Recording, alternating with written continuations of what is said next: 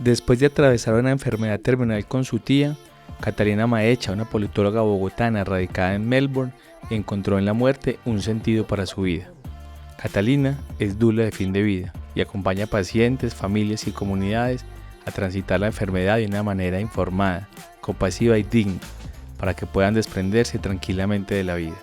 Hace unos años se enfocó en guiar a población migrante para que a pesar de la distancia puedan participar de las decisiones y los ritos, tramitando de una forma sana y amorosa la pérdida, la ausencia y el duelo. En este episodio, Cata nos invita a cuestionarnos la relación que tenemos con la muerte, tanto propia como ajena, y a responsabilizarnos de la forma en la que deseamos despedirnos de este mundo. Hola, bienvenidos a un nuevo episodio de No hay banderas en Marte. Hoy tenemos una súper invitada.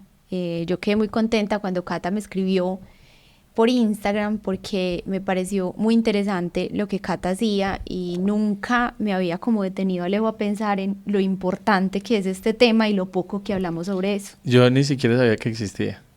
Y sé ahora que existe y más con la particularidad en la comunidad migrante. Bueno, entonces vamos a darle la bienvenida a Catalina Maecha. Cata es una doula de fin de vida. Cata, gracias por aceptar la invitación. No, pues yo feliz de estar acá y feliz de tener a toda la comunidad migrante en catarsis y compartiendo todas nuestras experiencias, todos nuestros sentires, todos los problemas, pero también todas las felicidades que hay cuando uno migra. Cata vive en Australia, Sí, pero también ha vivido en Francia. Y además está de vacaciones, hace como un tiempo, y Cata es de Bogotá, y accedió a viajar desde Bogotá hasta Medellín para hacer este encuentro posible. Entonces nosotros, imagínate, súper agradecidos. No. Yo era como que cruzando los dedos, ay, que Cata sí lo puede hacer, porque la verdad que en este momento se nos complicaba un poquito a nosotros ir a Bogotá. Entonces yo era que sí, hasta que me confirmó que había comprado los tickets, y yo, hubiera sido en Australia. Ese encuentro está duro. Tú eres politóloga. Yo soy politóloga. Luego hice una maestría en políticas públicas en Francia y era muy interesante porque los estudios como tal eran en Estrasburgo, pero a uno lo mandaban a hacer prácticas en diferentes departamentos. Entonces me moví un montón por Francia, estuve en París, en Estrasburgo, estuve en Privas, estuve luego también en Bélgica.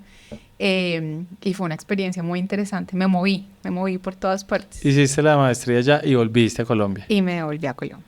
Y te enamoraste y te fuiste para Australia. Es un colombiano que vivía allá desde hace muchos años. Nos conocimos viajando, estábamos en Costa Rica. De paseo los dos. Y ahí nos conocimos. Y... Australia. Les cambió el rumbo. Nos cambió el rumbo a ambos. Él se vino a vivir a Colombia un tiempo y luego cuando ya abrieron las fronteras con todo el tema de la pandemia nos fuimos a vivir los dos a Melbourne, en Australia.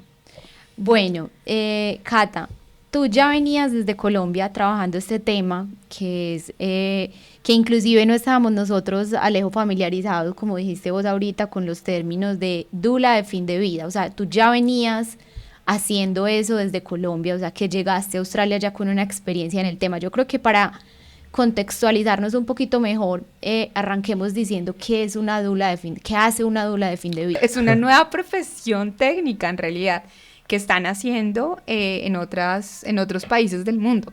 Entonces, el contexto, porque creo que es importante nombrarlo o decirlo, es que hay una crisis de cuidado a nivel global, y que hay una población muy grande de personas mayores de 65 años y no hay suficientes personas que puedan o quieran cuidarlas, ¿no? Tiene que ver también, me decías ahorita, porque hubo una generación, obviamente en Europa primero, que decidió no tener hijos. Ahorita en Colombia está pasando y hay un resto de adultos mayores que no tienen hijos. De esto ya habíamos como hablado de una forma muy superficial en otro episodio. Con Vero y con Julián tocamos un poco este tema, y es que en Colombia, por ejemplo, hemos tenido muy vetado, por ejemplo, el tema de los geriátricos o el tema de las viviendas para adulto mayor, y como que mencionar eso en una familia es casi que un sacrilegio, pero que es un tema que a medida que va presentándose este relevo generacional y las personas más jóvenes no están teniendo hijos, pues es un tema que casi que obligado lo estamos teniendo que poner sobre la mesa porque no vamos a tener hijos que van a cuidar a estos viejos. Pues sí, ese es el contexto y es una población, los baby boomers, mayor de 65 años, como en un sándwich interesante, con mucho dinero. O sea, hoy en día la riqueza se concentra en esa población, además de hombres blancos mayores de 65 años, que no tienen hijos.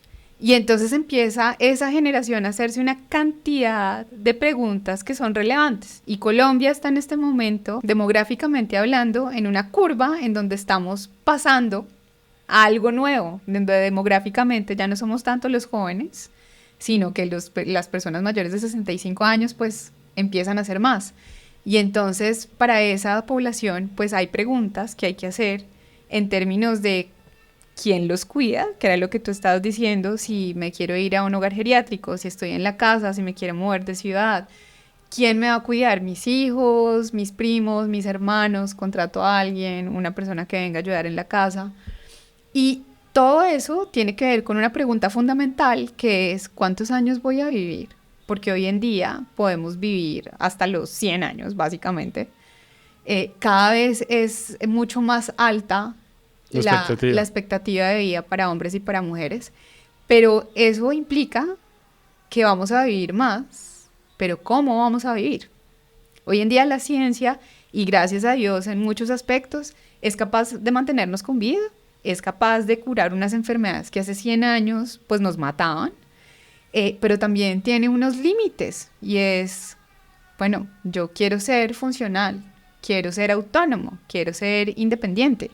Y ahora algunos países que el Estado, pues países ricos, que el Estado podrá también dar una mano para mejorar la calidad de vida. La importancia también de que el Estado se replantee el sistema de cuidado y que ajuste ese sistema de cuidado a las necesidades de la población que estamos teniendo. Exactamente.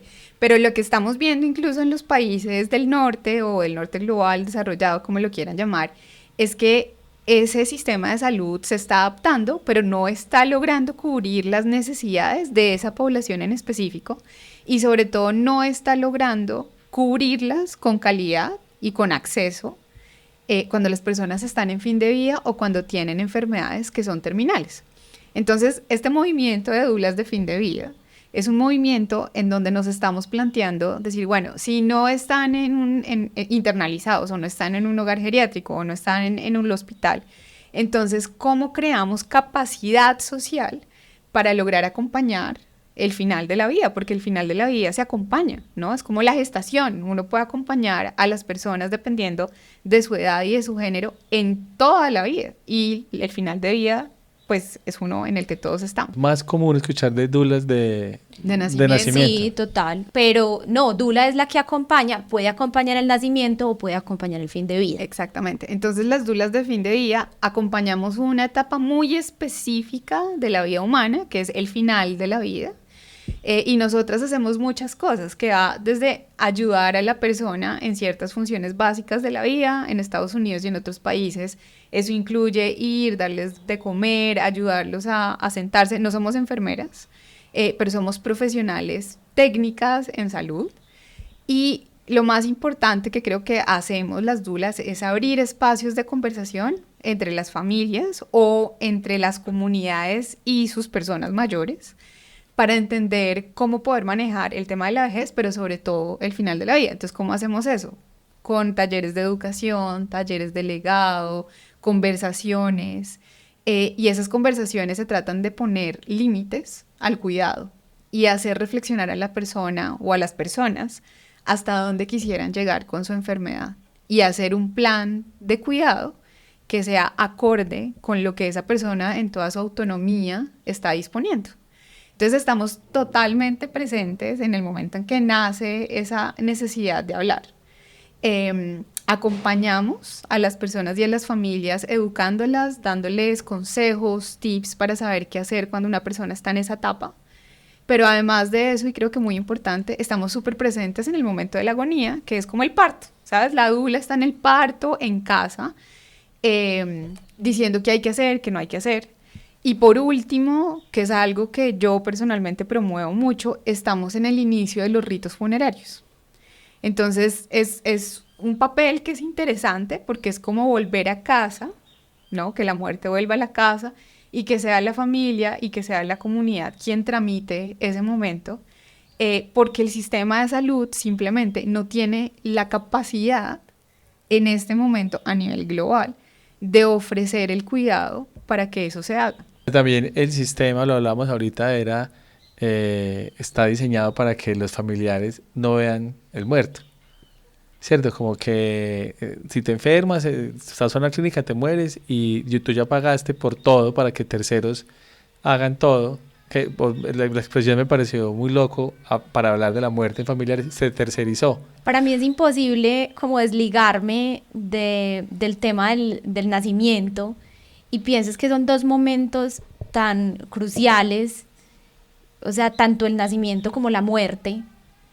Y básicamente también como con el parto en casa, es que también el sistema de salud en medio de la situación, de la crisis que está atravesando, pues es una velocidad, son unos ritmos, son unas metodologías que a veces no son sanas para quien está atravesando el proceso, o sea, que no es sano para la madre, que no es sano para el niño que está naciendo, porque es que hay otras 30 acá esperando, y lo mismo siento que es como el homólogo en el momento de la muerte.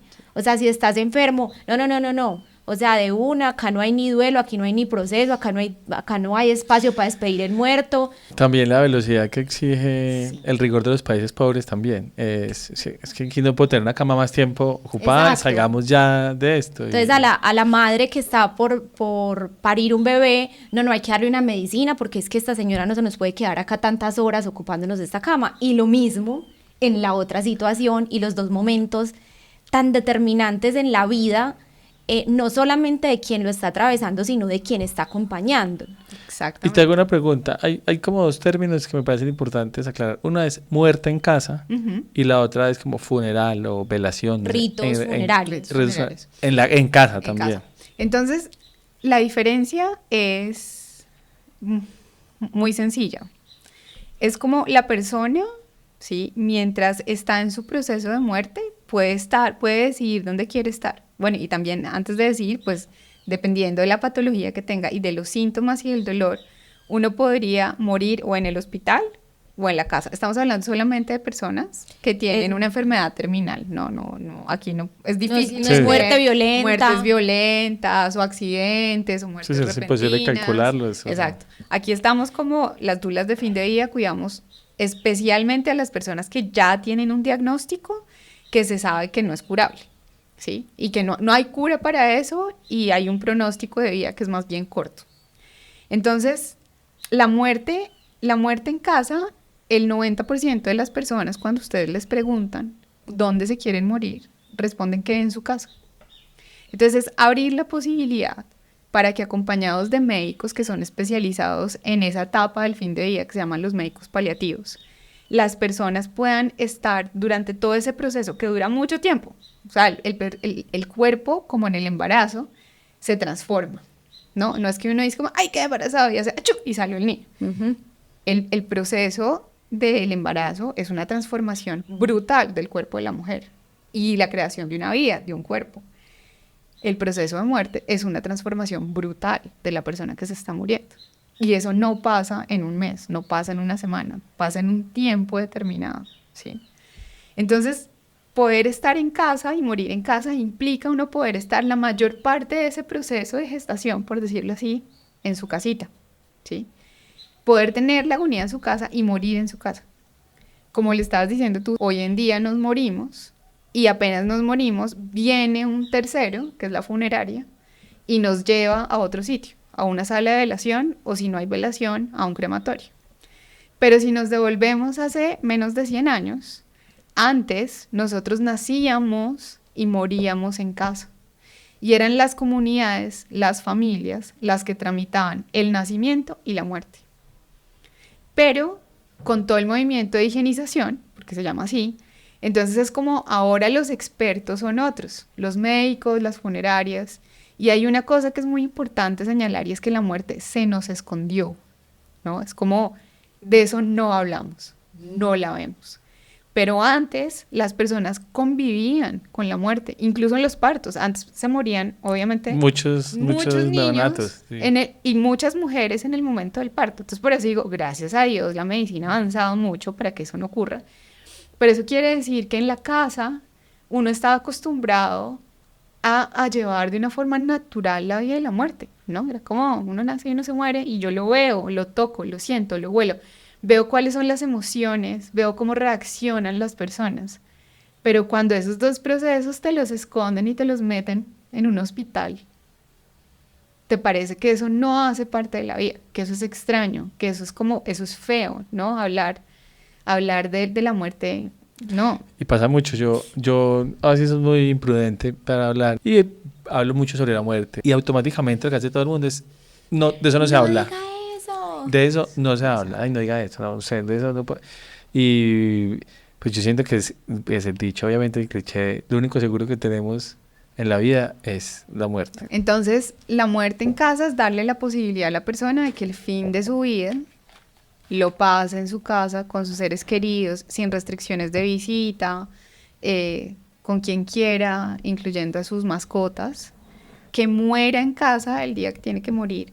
Y en muchas culturas, incluidas la colombiana, hace 100 años, menos de 100 años, pues las personas eran veladas en su casa. Entonces la muerte en casa, el funeral en casa, es eso, es la posibilidad de tener al muerto en la casa durante un tiempo limitado. Pueden ser unas horas o pueden ser unos días. No sé si han visto las películas gringas, muchas veces lo que uno ve es que cuando hay un funeral, las personas van a la casa de la persona muerta y ahí la persona muerta está con el ataúd, se ofrece comida, se ofrecen cosas de beber, la gente habla alrededor del muerto. Y eso, de nuevo, lo que ha venido pasando en los últimos años históricamente es que esa muerte se sacó de la casa. Entonces se terciarizó, ya no es en la casa, sino que nos vamos a otro espacio, que es el espacio funerario. Por ejemplo, en Colombia, las salas de velación, en toda América Latina en realidad hay salas de velación.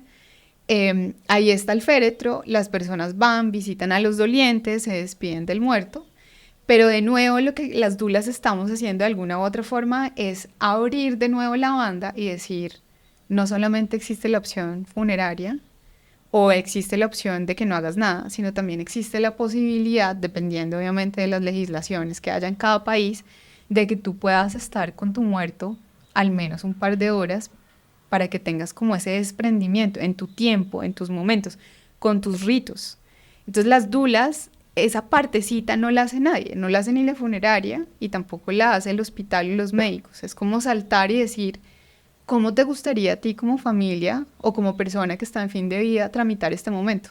Es abrir la banda, volver a decir como empodérense y háganlo a su manera, porque eso va a facilitar tanto la muerte de la persona como el duelo de los que quedamos acá. Me acuerdo, Cata, ahora que mencionaste lo de las películas, que cuando yo estaba chiquita y veía películas me aterraba mucho que en algunas películas gringas ponían el muerto como el ataúd inclinado. Ah, sí. Claro, como para nosotros culturalmente ha sido un tema tan lejano que como por protección, básicamente lo que hemos hecho es bloquearlo. O sea, de eso no se habla. El día que nos toque, pues ese día miraremos cómo lo afrontamos, pero no queremos ni mencionarlo porque ya mencionarlo nos raro, aterra. Sabiendo que nosotros como colombianos hemos convivido tanto con la muerte. Con la muerte tan cerca. Como una falta, sobre todo, de la gestión emocional alrededor del hecho de la muerte. Sí. Y me acuerdo tanto de esos momentos que yo veía como los ataúdes así, que todo el que entraba veía al muerto y yo decía, qué cosa tan loca, o sea, qué es esto tan impresionante. Y le tomaban fotos. Y me parecía, o sea, no me cabía en la cabeza. Y se me viene también, ahorita que lo mencionas, y es que de una u otra forma, la gestación o dar a luz una vida puede llegar a ser una decisión, ¿cierto? Quiero tener un hijo o no lo quiero tener, pero sí o sí todos estamos enfrentados a la muerte. O sea, eso no es una decisión, eso no es una elección, todos vamos a tener que estar en algún momento ahí, sea presenciando la muerte o atravesando por la pérdida de un familiar o nosotros mismos despidiéndonos de este plano. Exacto. Entonces, me parece sobre todo muy bonito lo que esto hace y es como recuperar que siento que es un poco lo que debería pasar con muchas cosas en el mundo en este momento, y es recuperar unas cosas de cómo se hacían antes, pero con las herramientas que tenemos ahora. Exacto. O sea, no es devolvernos porque antes se moría más gente, más niños naciendo, porque las condiciones, porque la ciencia no había avanzado, porque la tecnología, pero también cómo cogemos como lo mejor de los dos mundos y hacemos que los procesos sean mucho más fáciles para quienes los estamos atravesando. Nos dejamos de deslumbrar tanto con los avances tecnológicos, muy positivos muchos, la gran mayoría, que en vez de utilizarlos para que cohabiten las formas ancestrales o las formas antiguas, cerramos por completo la forma del pasado y recibimos... O sea, es blanco-negro. Exactamente. Y no, resulta que gris puede ser muy interesante. Sí. Cata, tú que has tenido la posibilidad de vivir en varias partes, ahora en Australia, yo imprudentemente he dicho que los colombianos somos muy, ¿cómo hago para no ser muy ofensivo? Muy melodramáticos para ser ofensivo. para asumir la muerte. O sea, el ritual de nosotros está muy transversalizado por el llanto y desmayo y un resto de cosas que en otros países...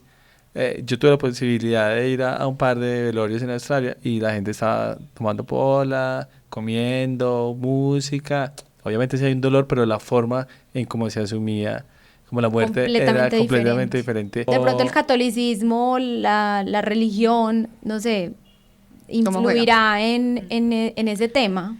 Ahora, tú que lo haces como profesión, igual tú trabajas más con población migrante, pero seguramente tienes idea de cómo funciona también en Australia. Es gigante el cambio, ¿es totalmente diferente o nos encontramos en cosas? Yo creo que nos encontramos en cosas, porque en Australia igual hay un momento en donde uno va a la iglesia si lo quiere, pero yo quiero volver a lo que tú estabas diciendo para responderte a ti. Cuando uno migra, y sobre todo uno migra a estos países del norte desarrollado, o del norte, digamos, del norte global, aunque Australia queda en el sur, pero cabe dentro de la categoría. Uno es como una visitica al futuro de lo que nos espera, ¿sí? Entonces, esto que yo les vengo a contar, hasta ahora está empezando a pasar con fuerza en Colombia. Hasta ahora los baby boomers están empezando, y ni siquiera son baby boomers, pero las personas mayores de 65 años están empezando a tener una parte muy importante en la proporción o en la tajada poblacional. Entonces, cuando uno está en esos países, ellos desde hace ya unos 30 años están viendo las consecuencias, buenas, malas, regulares, de aumentar la esperanza de vida, ¿sí? Y se han tenido que enfrentar a unos temas éticos y morales, individuales y como sociedad, con respecto a qué significa vivir bien, y qué significa morir y morir bien. Entonces, para devolverte la pregunta, en esos países desde hace muchísimos años, o sea, nos llevan 30 o 40 años de preguntas filosóficas, sociales, religiosas, se dieron cuenta que al final del día, independientemente de la religión, las personas se cansan de vivir en algún momento. Así de sencillo, por la edad, porque ya como que no sienten que hay nada más que hacer. O se mueren porque ya no hay nada más que se pueda hacer con respecto a la situación de enfermedad que están atravesando. Entonces, estos países que llevan todos estos años, 30, 40 años en algunos, han desarrollado técnicas médicas para evitar cosas a las que nosotros los colombianos le tenemos pánico y no sabemos que existen. Entonces, la mayoría de la gente que le tiene miedo cuando se habla de la muerte, al dolor, ¿no? Entonces, tenemos una imagen de la muerte... Sí. Horrible, sí. Horrible, que probablemente hace 100 años sí pasaba así, porque las personas no tenían acceso a medicamentos para controlar el dolor, relajantes musculares, ayuda para no tener náuseas, fiebre. Pero estos países han desarrollado tecnologías, medicamentos, herramientas a través de la medicina paliativa, que es hermosa, para poder acompañar una muerte distinta. Número 1, ¿sí? Entonces, ellos desde hace mucho tiempo, como ya se están enfrentando a estos problemas, pues han desarrollado respuestas como los hospicios, que son sitios en donde las personas van a morir. Entonces, después de tantos años, entonces uno ya dice como, bueno, pues cuando me muera, me voy a cuidados paliativos o me voy al hospicio. Eso ya hace parte del repertorio de la población que vive en esos países. hay un sitio en donde el sistema médico me va a acompañar para morirme.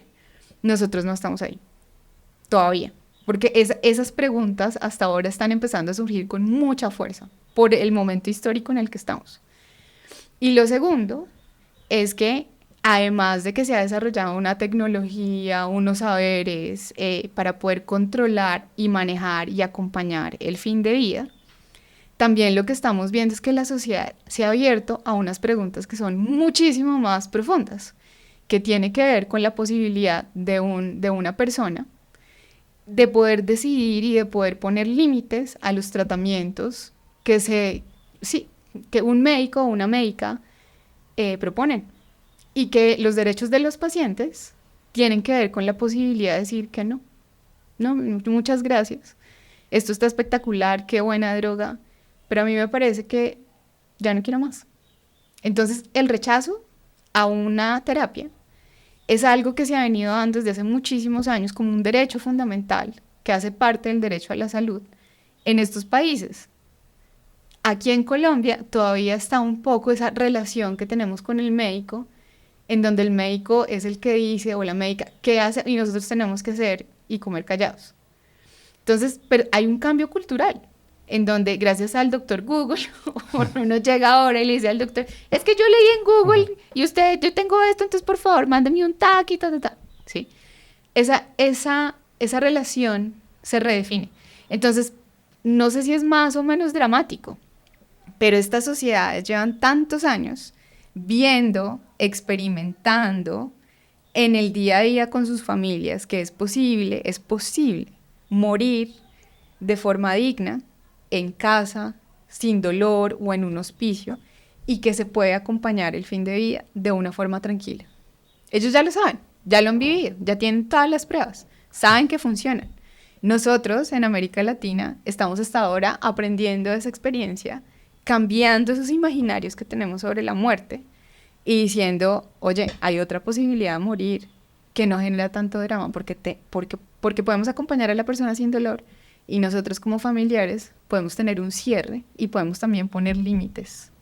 Entonces, tal vez ese drama yo a veces lo interpreto como estamos en un punto en donde tenemos que cambiar, estamos invitados a cambiar el imaginario de lo que es la muerte hoy en día moderna, de acuerdo que no es hace 100 años. Migrar es fantástico porque nos abre como ese mundo de decir, sí se puede, y se puede morir bonito incluso. Y que entonces los funerales no sean este drama de, ay, no la vi venir, se murió horrible, muerta del dolor, sino lo hicimos muy bien. Lo vimos todo hasta que la persona que se murió quiso. La modernidad o la posmodernidad, unos creen que estamos en otros en otras. Los rituales muchos se han reconfigurado, muchos se han perdido también. Y siento que el ritual es un gran ejercicio para procesar emociones, y creo, y más en comunidad o en familia. Creo que ese tipo de rituales pueden ser muy sanadores también. O sea, no solo por la persona que está muriendo, que decidió hacerlo de una forma más tranquila en la casa, rodeado obviamente con los paliativos que dices, sino para los que quedan. Y cómo en realidad nos encontramos todos alrededor de la muerte de un ser querido. Y esa es otra cosa linda de migrar, que uno se da cuenta cómo cada sociedad tramita, porque los rituales son para momentos cruciales de la vida de los seres humanos. Hay rituales para nacer, hay rituales de paso, ¿no? La primera comunión es un ritual de paso, ¿sí? Los 15 años también es un ritual de paso, ¿no? Cuando le celebran y hacen eso es un ritual. Ya no eres una niña, eres una mujer y te presento ante la sociedad para que te cases y tengas hijos. En todas las sociedades uno encuentra eso, de distintas formas, y los rituales no son estáticos. Los rituales mutan a través de la historia y la sociedad los adapta, o sea, es algo en lo que uno juega, no es como que haya un ritual ahí y uno lo tenga que hacer.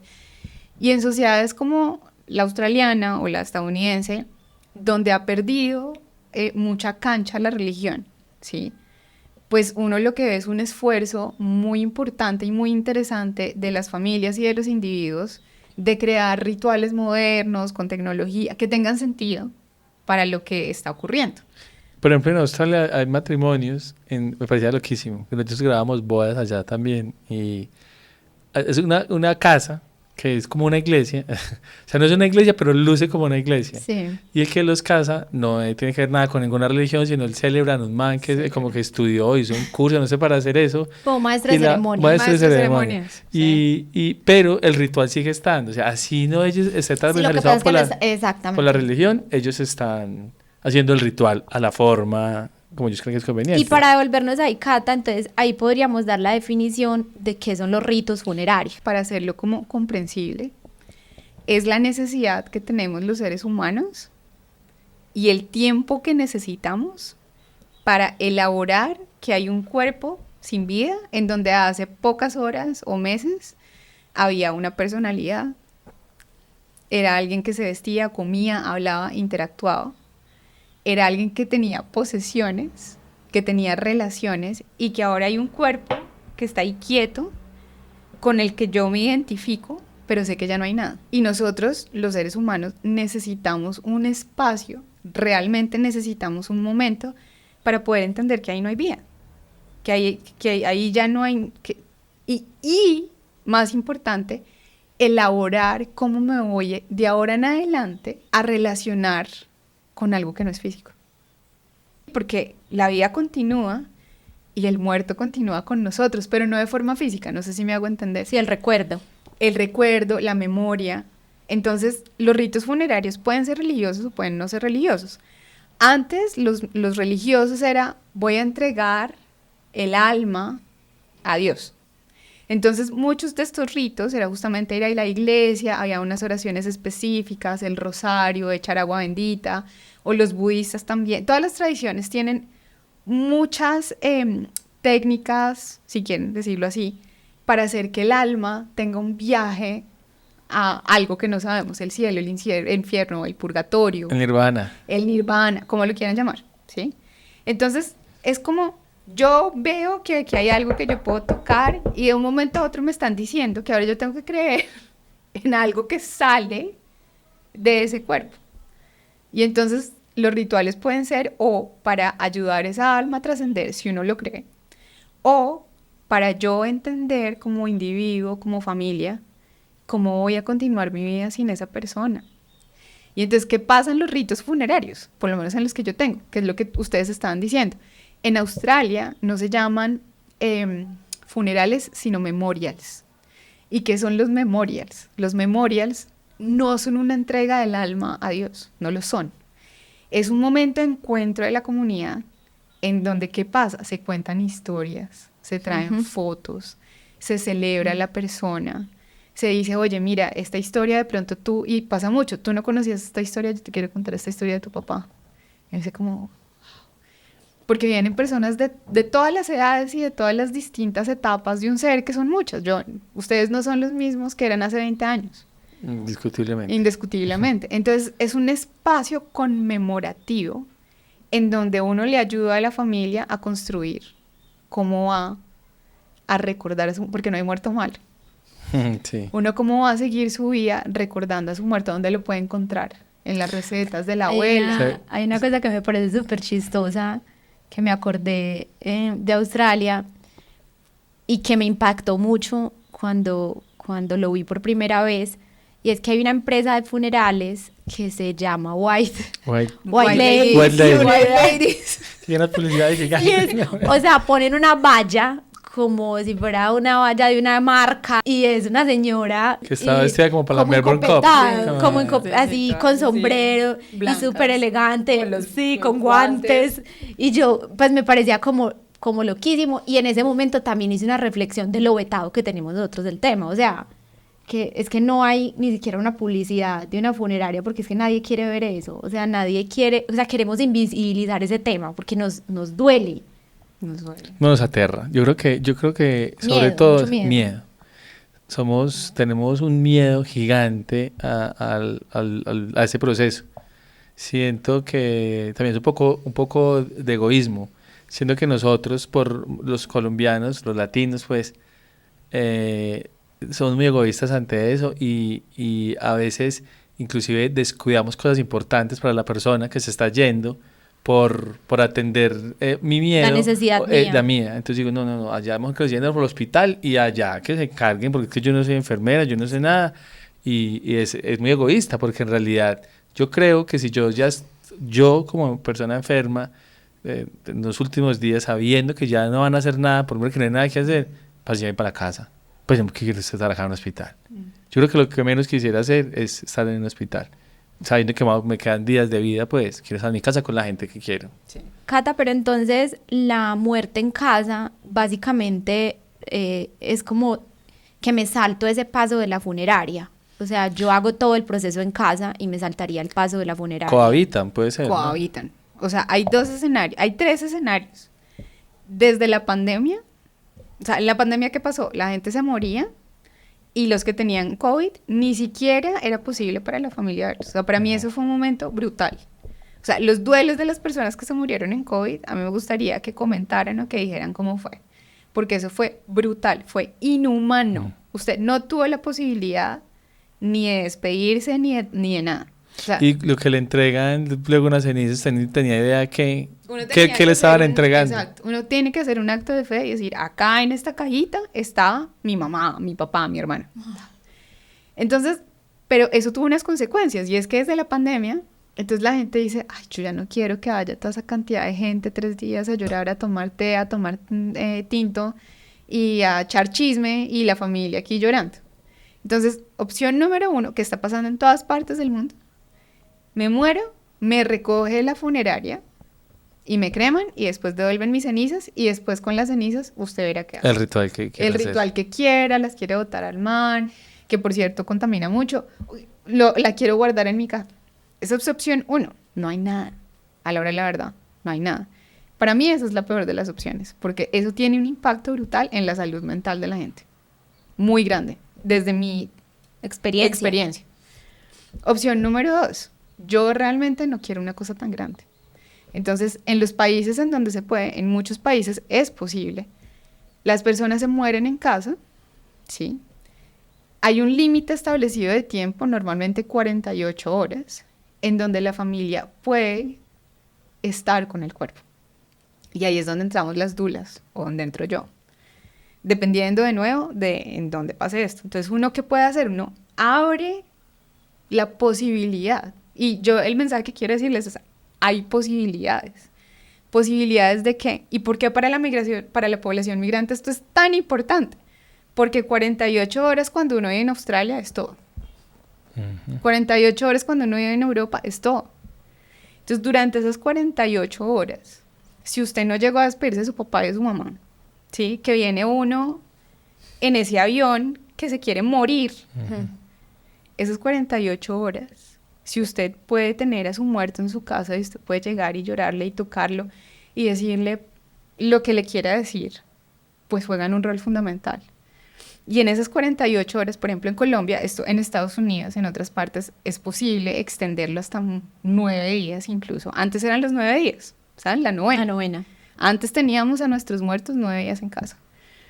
Entonces, sí. Y el cuerpo no se empieza a descomponer. Entonces, ahí voy. Si estamos hablando de un cuerpo que murió de enfermedad terminal, no de muerte violenta, accidente y todo. Sí, hay que hacer hincapié en eso porque... Sí, hay que hacer mucho hincapié en eso. Gracias a los cuidados paliativos y gracias a ciertas cosas que uno sabe que tiene que hacer al final de la vida, como dejar de comer. No es que tengan que... La gente deja de comer y la gente deja de tomar. Entonces el cuerpo, si está bien acompañada la familia y se logra eso, yo les puedo decir que el cuerpo queda como un lulo en la medida en que ninguna de esas cosas como de Chucky que tenemos en la cabeza y que nos han vendido la televisión y que nos han vendido el cine, ¿no? Nada de eso pasa. Entonces es un cuerpo relajado que tiene su cara tiene una expresión de mucha paz, ¿sí? De mucha tranquilidad.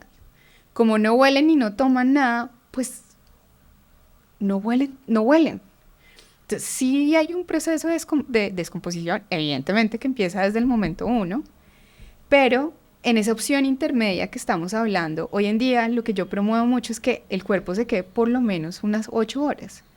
Y esos cuerpos en 8 horas, pues no se descomponen de la forma en que uno se imagina. Se descomponen sí, pero hay técnicas tradicionales muy sencillas que puede hacer la familia para mantener ese cuerpo ahí, sin que le pase nada. Y que tengan la oportunidad, si así lo quieren y lo desean, de afeitarlos, de lavarlos, ¿no? Porque a veces pues hay mucho sudor o hay cosas que pasan, de peinarlos, ¿sí? Entonces uno le pregunta a la gente, ay, ¿a ti te gusta ver al muerto? ¿Se acuerdan que uno abría el ataúd y dice, Dios mío, no, yo no quiero esa imagen, qué imagen tan horrible? Y cuando uno lee un poquito sobre por qué la gente dice eso, es porque quien arreglaba al muerto no tenía ni idea quién era esa persona. Entonces, por ejemplo, si yo me muero, yo nunca me maquillo. Si a mí llega una señora en la funeraria y me pone aquí, ¿no? Un labial morado y me pone pestañina, sombra y todo. Sombra, rubor. Entonces, el que habla ¿Eres otra? ¿Quién es esa? O sea, esa persona ni siquiera la reconozco, no sé quién es. En cambio, cuando hay una muerte en casa, un funeral en casa, es la familia la que va a arreglar a su muerto y se va a acordar de esa persona como ellos quieren acordarse de esa persona. Entonces hay mucho control y mucho empoderamiento. ¿Qué le quiero poner? ¿Cómo la quiero vestir? ¿Qué peinado le quiero hacer?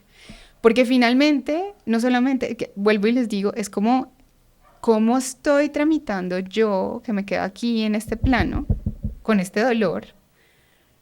¿Cómo estoy entendiendo lo que pasó? ¿Cómo no me estoy dando palo? ¿Cómo no siento culpa, sino como liberación? Como liberación, pero además satisfacción de haberlo hecho bien, ¿sí? Y creo que hay una cosa ahí muy importante y es sobre todo de haber respetado también la voluntad de la persona. Porque sí siento que en ese proceso que le hemos entregado todo como al servicio hospitalario, al médico, pues también se renuncian a las voluntades propias, o sea, quiero hacerlo así o por favor quiero, y también creo que hay como una satisfacción de decir, bueno, estoy cumpliendo también lo que la persona en vida expresó que quería. Me parece tremendo porque yo no me lo imagino, en realidad. Y yo que soy muy, a veces pragmático, racional para algunas cosas, que digo, no den la hora con esto, que no me imagino. O sea, que sí creo que debe ser lo más sano, creo que debe ser una manera muy sana de hacer una despedida, de procesar ese momento y no, la llevé a la clínica y no la volví a ver y ya luego me la entregaron, fue ya en el funeral. Siento que ese proceso sí debe ser sanador, pero yo en realidad en la práctica... te dices, no lo haría. Claro. Sí, y eso ya está perfecto. Pero me decías ahorita que mucha gente dice, no. Y después, cuando están en el momento, todos me dicen lo mismo, es la respuesta que yo tengo, y yo ya por dentro vengo. Yo, bueno, sí, no, mira, no te preocupes, no lo tienes que hacer, pero cuando ya el momento llega, o sea, uno ni siquiera les tiene que decir, la gente se bota de una forma absolutamente natural a abrazar ese cuerpo. Uno no les tiene que decir nada. Es absolutamente natural. O sea, acuérdense de esto. Estoy hablando en este momento, estoy respirando, y a los 5 minutos... el cerebro, racionalmente hablando, no puede hacer todavía la diferencia entre hace 5 minutos estaba respirando y ya no. El cerebro sigue viendo a la persona que uno ama. Sigue viendo a la persona que uno ama. Hay personas que cuando van a limpiar el cuerpo me dicen que si calentamos el agua para que no les dé frío. Entonces, esto es para mostrarles que uno sí necesita darse un espacio, así sea de minutos, para lograr entender que ahí ya hay algo que corpóreamente no reacciona, ¿sí? Entonces, no es que lo tengan que hacer. O sea, yo, de nuevo, quiero cambiarles, abrirles la posibilidad de lo que uno ve afuera, porque cuando uno migra hay cosas que uno también aprende, ¿sí? Pero si no es de migrar, pues lo que hacíamos hacía 100 años. Yo me acuerdo mucho de una novela que era Escalona. Sí. Y me acuerdo perfecto de una escena, yo no sé quién se moría, no tengo ni idea, probablemente Jaime Molina, ¿no? Recuerdo que Jaime Molina. Sí. Y se reunían todos en la casa del que se había muerto. Y sacaban, o sea, esto es en Colombia, ¿no? Y lo mostraban en esa novela. Y sacaban el féretro y lo paseaban por todo el pueblo. Y todo el mundo se despedía. Bueno, para no irnos tan lejos, se hace mucho de los sicarios, sí. Y eso que se muere el pillo del barrio y se lo llevan de rumba. Y se lo llevan de rumba y le dan guaro y no sé qué. Entonces, fíjense que esto que yo les estoy diciendo, ay no, pero Catalina, claro, porque ella vive en Australia. No, esto es algo que es supremamente natural. Es decir, uno no quiere dejar ir a esa persona. Entonces, no es una cosa patológica, si está bien llevada. Pero de nuevo, con lo que ustedes están nombrando, es fíjense cómo las sociedades y las familias y las funerarias, porque entonces les voy a decir cuál es la tercera opción, logran justamente hacer que uno se despida a su manera. Entonces, esa segunda opción es lo que les estoy diciendo, es como poder dejar unas horas o unos días el cuerpo en casa. Si es 1 o 2 horas, no hay que hacer mucho. Si son varios días, entonces las funerarias o los tanatólogos vienen y hacen unos procedimientos en el cuerpo para que no huela, ¿sí? Para conservarlo y para que la experiencia de poder estar con esa persona sea agradable. La tercera opción es, llega la persona, llega a la funeraria y nos vamos a un tercer lugar, que no es el hogar. Y ahí, en ese espacio, tenemos el espacio funerario.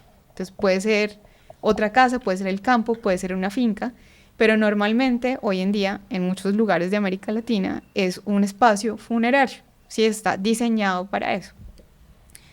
¿Qué pasa ahí? Pues entonces ahí el cuerpo normalmente sí lo tratan, ¿sí? Lo maquillan, hay unos fluidos que entran, salen, no quiero entrar en el detalle, pero muchas funerarias ofrecen el servicio de embalsamiento. Entonces, se embalsama el cuerpo, ¿sí? Y las personas lo pueden devolver a la casa y hacer todo lo que estamos diciendo, ¿sí? O simplemente lo dejan en la funeraria durante unos días y luego el siguiente rito funerario, porque es que uno piensa que es un rito funerario, eso es mentira, son varios. Es el momento en que ya o se crema a la persona o se entierra. Hoy en día, en estos países, pues existen más opciones. Es maravilloso. Aquí es o me creman o me meten... Me entierran. Me entierran. Hoy en día, en Estados Unidos, a uno lo pueden compostar. O sea, lo meten a uno. Abono. Exacto, y lo vuelven abono. Hoy en día hay también ataúdes en donde uno no solamente se composta, sino que eso se degrada y vuelve a la tierra. ¿Sí? Hay una cosa que se llama la acuamación. Entonces es una cremación, pero con agua. ¿Sí? Entonces, desde la pandemia, esto venía desde antes, pero la pandemia cambió fundamentalmente la forma en que nos relacionamos con la muerte. Seguramente ya no nos acordamos porque esto parece lejano, pero nadie se quería morir en el hospital. Y todos queríamos hacer de alguna u otra forma memoriales, rituales, porque no nos podíamos congregar. Entonces lo que yo les estoy diciendo es simplemente contándoles la experiencia. No es que yo dije, ay, bueno, Sí. Vamos a hacerlo así. sí, fue como en la pandemia nos estamos muriendo, nadie quiere morirse en el hospital, porque si entra no sale o si entra no ve a nadie. No hay espacios funerales, entonces ¿qué hacemos? Y entonces ahí la gente dijo, pues no, imposible que no vayamos a hacer nada. Lo vamos a hacer y lo hicimos.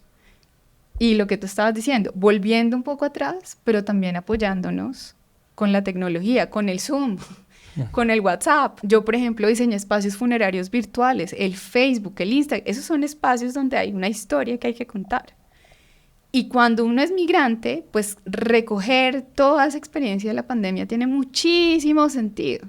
Porque durante la pandemia logramos hacer que personas que estaban en distintas ciudades, en distintos barrios, es que ni siquiera estamos hablando de que uno estaba en otro país a 80.000 horas, lograran crear algo para tramitar lo que les estoy diciendo. Es como, ya no hay vida ahí. ¿Cómo lo tramito? ¿Cómo lo tramitamos de forma colectiva? Bueno, y eso me hace pensar en una cosa, Cata, y es, nosotros que hemos sido migrantes, hay un temor que también hablamos ahorita y es la muerte de un familiar querido cuando uno está por fuera. Y hay diferentes situaciones, unas más difíciles que otras. Me fui, me metí a un país, no sé, a cualquiera, estoy ilegal, llevo 15 años haciendo el aguante a ver si algún día consigo papeles y no puedo salir de aquí. Pero mi mamá está vieja, y se mi me papá murió está viejo, familiar. están enfermos. Sí, ese es un escenario que creo que todas las personas que se han ido de su país natal viven con ese temor, ¿cierto? Por otro lado está el contrario, y es, yo me voy y me muero en otro país, que también puede ser una historia medio trágica para las partes, porque por visas, por distancias, por costos, por todo lo que representa. Tú estando en Australia, has tratado con gente que tenga familiares acá en ese proceso y tú estás acompañando desde allá el proceso. Cuéntanos un poco sobre eso. Entonces, proceso número 1. Me fui del país. ¿Ustedes a qué le tienen más miedo? ¿A morirse o a la muerte del otro? Uy, nosotros dos en particular. Vimos la noticia del ex primer ministro de Países Bajos. Ay, no sé. Quedarse solo. Sí, a quedarse solo. Entonces, muchas veces uno le tiene más miedo a la muerte del otro. A la muerte del otro. Entonces, vamos a hablar del miedo a la muerte del otro. Ese es un miedo que yo, en este momento de mi vida, tengo súper activado. O sea, que se mueran mis papás y que yo no esté acá, es como, ese es el pero de por qué estoy en Australia. Pero entonces, por eso creo que he estudiado y he hecho tantas cosas. ¿Te diste cuenta también que había como una necesidad, un miedo muy, muy general, pero muy pocas herramientas? O sea, que si en la muerte, en el mismo país, tenemos pocas herramientas, se complica gestionar esos procesos, pues la distancia lo pone aún más complejo. No, pues para los migrantes, ahí sí, no, pues porque por lo menos uno acá, no sé, tiene cierres. Tiene familia. Alguien lo abraza, allá uno solo. Particularmente Australia, Nueva Zelanda, yo me acuerdo que está tan lejos, uno venirse en avión pensando 20 horas. Que mi mamá me decía mucho, si algo pasa, no te vas a venir, entonces que no te vas a venir. Y yo como que en la misma, respondiendo a lo que culturalmente hablamos ahorita, siempre lo que hacía era ignorarla. Ay, mami, ¿pero por qué vamos a hablar de eso? Siempre esa ha sido mi respuesta. Y ella me hacía mucho énfasis, pero no te vas a venir, que eso no tiene ningún sentido. Pero yo pues sí, lo pienso sensatamente. No tiene sentido para el muerto porque ya no está, podría, pero para o sea, yo uno, creo que no hubiera podido quedarme. O sea, no sé. Bueno, para muchos no es una opción. Lo primero que yo quisiera invitarlos a pensar es que una forma de tramitar cualquier muerte, no solamente cuando uno es migrante, es que haya una conversación por lo que tú estás diciendo. No, pero mija, si a mí me pasa algo, vos no te venís. Ay, mamá, no. Entonces ahí no hay diálogo. Ahí, de entrada, nos estamos desconociendo en un miedo profundo que es compartido. Pero la respuesta es, no miro, no quiero, no hable de eso porque... Siempre lo hice. La opción de esta nueva narrativa es, abramos el espacio del diálogo. Abrámoslo, a ver qué pasa, a ver qué sucede. En estos días estábamos en el carro, íbamos mi mamá, mi abuelita, Alejo y yo, y empezamos a hablar de que una compañera de mi abuelita había decidido como repentinamente que se iba para un geriátrico, un hogar geriátrico. Y todos quedamos como... Entonces mi abuelita dijo, pero muy bueno, a mí me parece muy bueno. Entonces yo le dije, sí, abuela, a mí me parece muy bueno. Lo que me parece muy malo es que la señora haya tomado la decisión de un día para otro y no haya tenido una conversación que involucrara a los hijos, porque es que ella está siendo muy egoísta en tomar también esa decisión de decir, ay, mañana me voy, vendo todo, cierro, y que el que me quiera ir a buscar, que vaya y me busque al hogar geriátrico. Y le decía, está bien, le respeto, tiene todo el derecho a hacerlo, pero me parece que el hijo o los hijos deben estar sufriendo mucho porque ella no los hizo parte de su decisión. Y como que se generó esa conversación y a la final llegamos todos, sí, o sea, en realidad lo malo es no haber hablado de eso, en realidad lo malo es no haber escuchado a la mamá y que la mamá dijera por qué motivos quería hacerlo así, entenderlo y que haya como un lugar para la comprensión colectiva de un momento que está sucediendo en la vida del otro. Nosotros sí hemos mencionado varias veces en unos episodios y nosotros evitamos mucho la confrontación. Sí. O sea, nosotros pasamos de sacarle el cuerpo a las cosas, a evitarlo, o eso. No, exactamente. O nos rompemos a puños porque se me atravesó en el carro, o a bala, o a machete, no sé. Pero las conversaciones incómodas las evitamos muchísimo.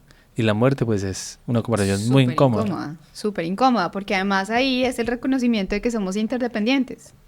Y entonces esa interdependencia implica que muchas veces no vamos a estar de acuerdo. A uno lo cría un papá, y si uno tiene hermanos, pareciera que a esos hermanos los criaron otros papás. Total. ¿Sí? Y sí, uno dice, pero ¿en qué momento? Porque entonces en la familia todos piensan diferente. El que está en la situación, el hermano, la hermana, todos piensan algo distinto y todos están emocionalmente vinculados de una forma diferente al tema y a la persona. Pero lo que uno se da cuenta es que cuando uno abre estos espacios y los abre con herramientas y con alguien que a uno le ayuda a pensarlo un poco, pues por ejemplo este caso que estás poniendo, yo te puedo jurar que esa señora no tomó la decisión de la noche a la mañana. Ah, no. Ella lo venía pensando, pero seguramente que no pasó, que no se sintió oída, que no se sintió vista, que no se sintió respetada, que no se sintió apoyada, y entonces de una forma abrupta y que uno interpreta como violenta, dice, pues si no me escuchan, se los impongo porque ya me mamé, ¿no? Ya, no más, ya, ta. Eso es lo que pasa al final de la vida. Una persona, cuando dice no quiero más, póngale la firma, que es una persona que no, de un día a otro dice como, ay no, tengo un cáncer y ya hoy decidí que ya no quiero seguir con el tratamiento. Olvídese. Esa persona ya pensando en eso mucho tiempo. Pero nadie ha abierto la posibilidad para que lo exprese de una forma segura, en donde uno diga, por favor, dime cómo te estás sintiendo, qué estás pensando, qué te gustaría, de forma empática, ¿no? De forma respetuosa. Nadie le abrió esa posibilidad.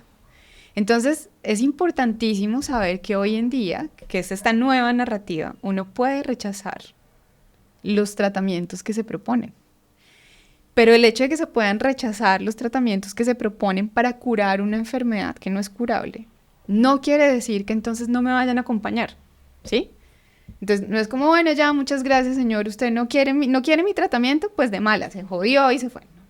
Hoy en día en muchos países de América Latina, pero sobre todo en Colombia, que además ha sido visionario y ha sido líder en esta conversación, en el mundo, cosas muy raras, tenemos médicos paliativos y tenemos opciones para acompañar otra etapa más, que es el final de la vida, ¿sí? Entonces, en todos los países es posible tener una conversación al menos y preguntarle a la persona, en caso hipotético, ¿no? Esta conversación la deberíamos tener todo el tiempo, porque uno puede decirle algo y yo no tengo hijos, y si mañana tengo un hijo, estoy convencida que yo diría otra cosa, convencidísima, o sea, segurísima. Entonces es como, bueno, mira, si tuvieras estas enfermedades, ¿a ti qué te gustaría? ¿Hasta dónde estarías dispuesto a ir? ¿O dispuesta a ir? ¿Te gustaría que te desmembraran, que te sacaran el colon, luego te sacaran el riñón, que te pusieran diálisis, que luego te hicieran una colostomía? Para ti, ¿qué te has imaginado? ¿Hasta dónde te gustaría ir? ¿Qué es digno? Y la dignidad humana tiene una característica y es que es totalmente subjetiva. Entonces, lo que yo creo que es digno para mí no es la misma definición que tú tienes. Es abrir un espacio seguro para tener esas conversaciones sin trivializarlas, ¿no? Porque a veces es como, ay, no, a mí que no, si me ponen un pañal, pues ya mátenme. No, eso es trivializarlo. Total. Eso es trivializarlo. Eso es otra forma de disminuir la conversación. Uno puede contratar a alguien. Por ejemplo, las doulas somos expertas en facilitar esos espacios de forma amorosa. ¿Qué mejor hacerlos cuando no está el problema? Porque entonces ahí uno está tranquilo. Cuando está ya el problema, o no el problema, porque no es un problema, cuando la enfermedad ya se manifestó y estamos en un momento crítico, ahí sí empieza, y sobre todo para los que estamos afuera, claro, como es que usted no está, no tan chévere venir a comentar sobre la situación cuando usted está afuera y no se tiene que aguantar a mi mamá, y no le tiene que cambiar el pañal, y no la tiene que llevar a no sé qué. Y esa sí que es una clásica del hijo que se queda y el hijo que se va. El hijo que se queda, el hijo que se va. Entonces también es, pero es que plata no es suficiente. O sea, Exacto. no solo es las cosas, sino el estar acá con ellos. Y la culpa también del otro. Y la echada de culpa y la culpa que se siente. La culpa de uno es brutal. Es decir, yo a veces siento que las familias se olvidan que uno se va con culpa. O sea, yo a veces siento en los comentarios de las familias que dicen como, ay, no, ellos están felices, egoístas, se olvidaron de nosotros, el papá así. Sí. Y uno dice como, o saben que uno se va con esa culpa y le meten el dedo en la llaga, así como, o asumen que uno se va como si nada, que a uno no le importa a la gente. Pero yo que he visto en la práctica, y es, sobre todo cuando hay un hermano, porque esto es un tema mucho de hermanos, cuando hay un familiar afuera y uno tiene este tipo de espacios, entonces uno puede llegar a soluciones un poco más concertadas, ¿sí? Entonces, bueno, mamá, ¿a ti te gustaría, qué te gustaría? O papá, cuéntame. Sí, en el caso hipotético de, bueno, mira, yo voy a estar afuera, ¿sí? Y planeo no volver en un par de años. ¿A ti te parecería bien que yo te colaborara de esta forma específica? Por ejemplo, ¿qué puede hacer una migrante? Pues mandar plata, ¿sí? Pero cuando el papá dice, oye, ¿sabes que sí? Eso estaría bueno. Yo te contrato una dula de fin de vida. Oye, pues esa es una buena forma de contribuir. De pronto no te voy a cambiar el pañal, no voy a estar llevándote a las citas médicas, pero sí quiero, o sea, es como decir, en esas conversaciones, yo sí quiero estar presente, pero no puedo estarlo como tú quieres. Entonces, ¿por qué no negociamos una forma en que haya un acuerdo en donde ninguno de los dos va a quedar feliz, porque uno siempre va a querer estar acá y el papá siempre va a querer que uno esté con él o la mamá, pero donde haya un entendimiento de que uno sí quiere estar y que sí hay formas de estar? Uno. Entonces, por ejemplo, cosas sencillas, pues sí, el hermano que vive por allá en La Porra y tiene que tramitar por el medio virtual la autorización de no sé qué, el que está afuera lo puede hacer, si no tiene plata. El que está afuera puede llamar al papá o a la mamá y puede hacerle chistes, jugar. Es decir, hay tantas formas de acompañar a una persona enferma y en fin de vida. Y que eso además sea valorado por los que sí están acá.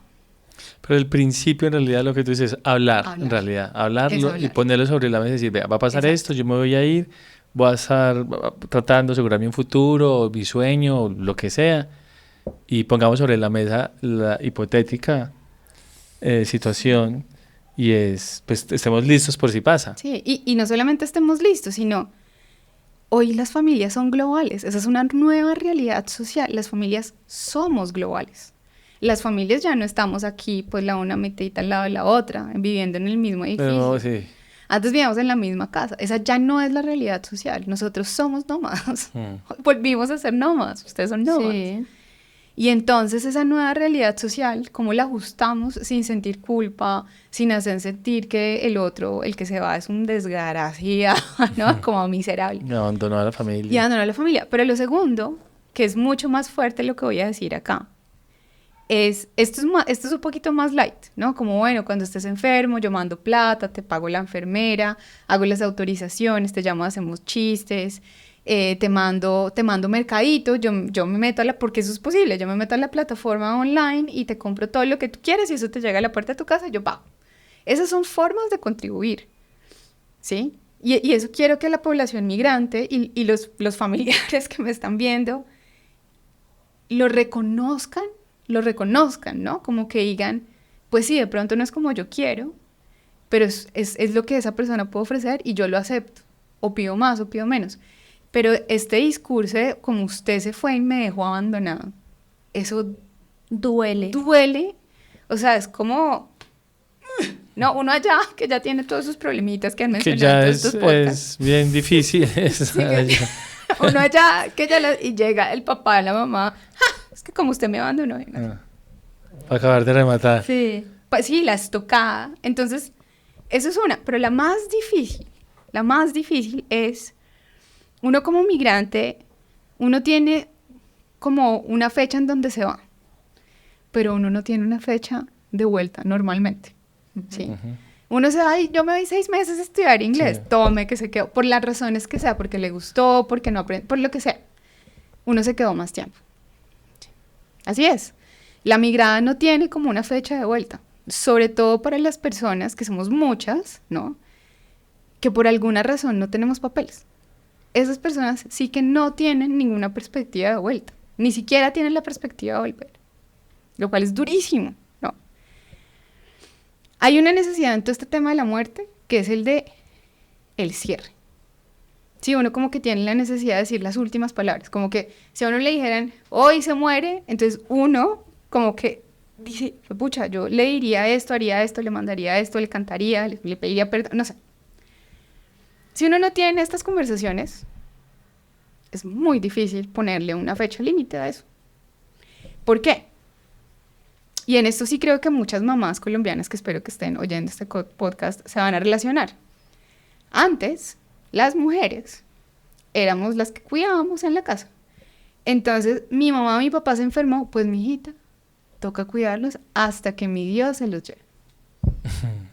Sobre todo si un rol totalmente de la mujer, femenino, sí. Totalmente femenino, desde la culpa y desde el sacrificio, que es esto que estamos hablando. Sí. ¿No? Usted le toca y se calla porque sus papás le dieron. Claro, cuando los papás lo tienen aún es una relación de adulto a niño. Ahorita estamos hablando de dos vidas adultas. Entonces no es comparable, no es ni remotamente comparable. Entonces si uno asume que hay una relación entre dos adultos y no entre un adulto y un niño, estos dos adultos tienen límites y pueden ofrecer o no ofrecer cosas. Entonces, la primera conversación que es como ahí ya nos vamos metiendo más como en la carne, bueno, papá, mamá, o hermanos, o lo que sea, tía, abuelita. ¿Cuáles son los límites de tu cuidado? Aquí tú tienes un cáncer de páncreas, por decir cualquier cosa. Te están ofreciendo un tratamiento médico que incluye A, B, C, D. Pero también te están diciendo que ese cáncer no tiene cura. O sea, en cualquiera de los escenarios te vas a morir. Entonces, aquí estamos hablando especialmente de aquellas enfermedades que son terminales porque no tienen cura. No la tienen. Hay enfermedades que no tienen cura, ¿sí? Pero que la gente vive. La diabetes, por ejemplo, no tiene cura, pero vive. El Alzheimer.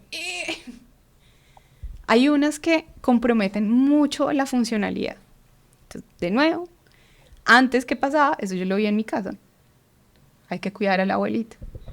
Sin límite, hay que darle todo. Y la abuelita duró 90 y pico de años. Y le costó a la otra persona la vida también. Le costó a la otra persona la vida. No, y muchas veces la abuelita de 90 y pico de años también está viviendo una agonía eterna. Una agonía eterna. Entonces, en esos casos, por ejemplo, que se dio con amor, con entrega, con lo que se haya dado, uno sí ve que las mamás que me están escuchando, que dicen, a mí no me hacen eso. Sí. A mí ustedes no me hacen eso. Me muere la pena con ustedes, pero yo no voy a quedar en cama. Yo no quiero que mis hijos se sacrifiquen. Yo no quiero que mis hijos tengan que pasar por esto. Yo no quiero que mis hijos dejen de irse a estudiar, a no sé qué. Entonces, eso lo entendemos más las mujeres que los hombres. Porque a los hombres en Colombia no les ha tocado esa posición. A algunos les ha tocado como empezar a asumir. Pero las que históricamente hemos llegado a la carga de usted se calla y le toca y hasta que mi Dios quiera, es a nosotras, a las mujeres. Es que hay un tema también ahí de género. De género que es brutal. Y del relacionamiento con las mamás, mamá e hijos, hombres, que si la mamá toca cambiarle el pañal o algo, la misma mamá dice, a mí que me la cambie una señora de afuera que yo no conozco, el que sea. Pero a mí el niño, porque así le dice a la mamá, no quiero que me vea. Y el niño tampoco tiene mucha voluntad, pues. Tampoco es que él quiera hacerle mucho. Sí. De pronto no sabe que tiene las herramientas. Entonces uno tiene los abuelitos, que ya son una generación que están bordeando los 80, 90 y 100. Estas conversaciones son un poquito más complejas, pero se pueden tener, porque ellos lo piensan. Claro. Luego vienen los baby boomers, que son los que tienen como entre los 75 y menos, pégueles. Y esa generación ya le tocó vivir lo que estamos hablando.